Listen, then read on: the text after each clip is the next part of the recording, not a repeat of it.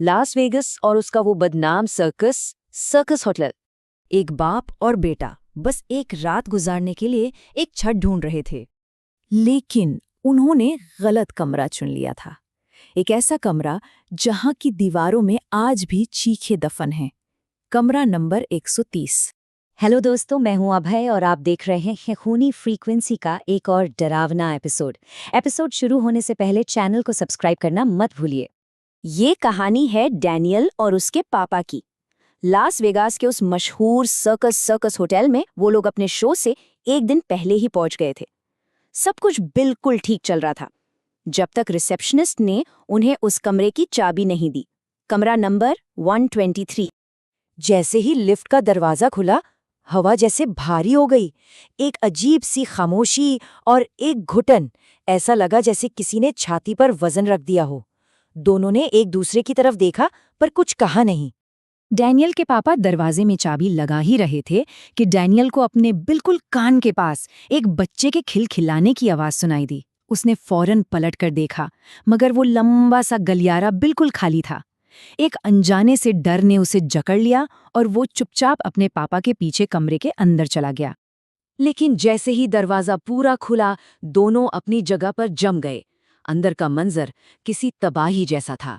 बिस्तर की चादरें नोचकर फाड़ दी गई थीं, टेबल लैंप जमीन पर टूटकर बिखरा था और सारा सामान जैसे किसी ने बहुत ही ज्यादा गुस्से में कमरे में फेंका हो।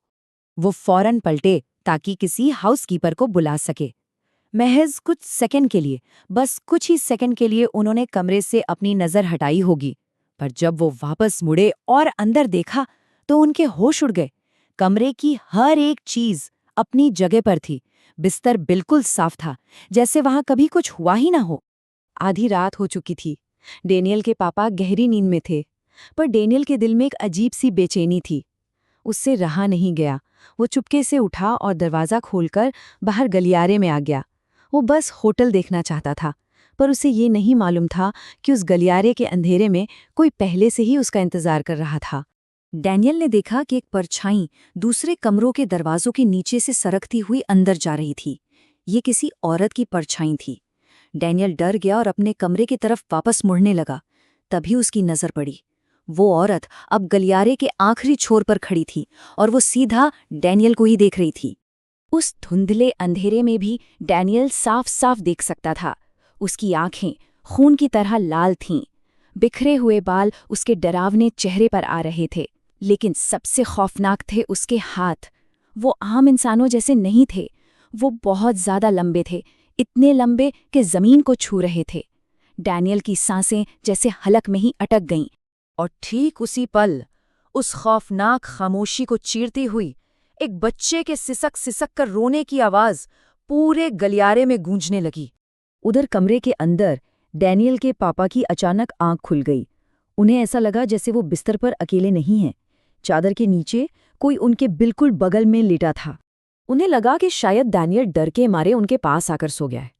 वो मुस्कुराए और उसे जगाने के लिए जैसे ही चादर हटाई, उनका खून जम गया।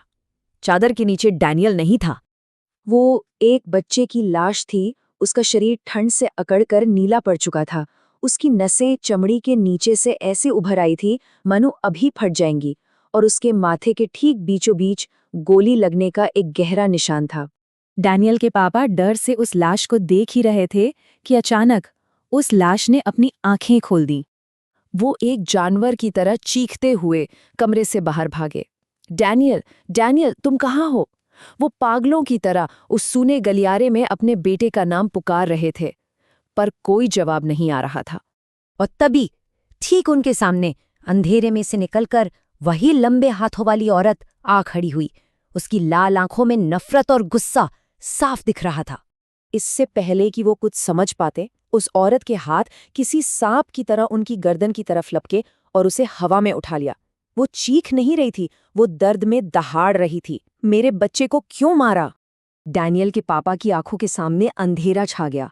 जब उन्हें होश आया तो वो वापस उसी कमरे में थे, और कमरे के बीचों बीच जमीन पर डैनियल पड़ा हुआ था। उसकी आंखें खुली थी, पर वो सांस नहीं ले रहा था। अगली सुबह जब कमरे का दरवाज़ा नहीं खुला तो होटल के स्टाफ ने उसे तोड़ा। अंदर बाप और बेटा दोनों बेहोश पड़े थे। उन्हें फौरन हॉस्पिटल ले जाया गया और वहीं उस होटल के सबसे काले और डरावने राज से पर्दा उठा।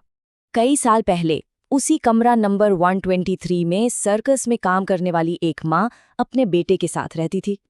एक रात कुछ गुंडों ने कमरे में घुसकर दोनों को बेरहमी से मार डाला। कहते हैं उस रात भी उस औरत में अपने सर्कस का वो लंबे हाथों वाला कॉस्ट्यूम पहना हुआ था और आज भी उन दोनों की आत्माएं उसी होटल में भटकती हैं, इंसाफ के लिए नहीं बल्कि बदला लेने के लिए। डैनियल और उसके पापा उस रात अनजाने में ही एक पुरानी दर्दनाक कहानी का हिस्सा बन चुके थे।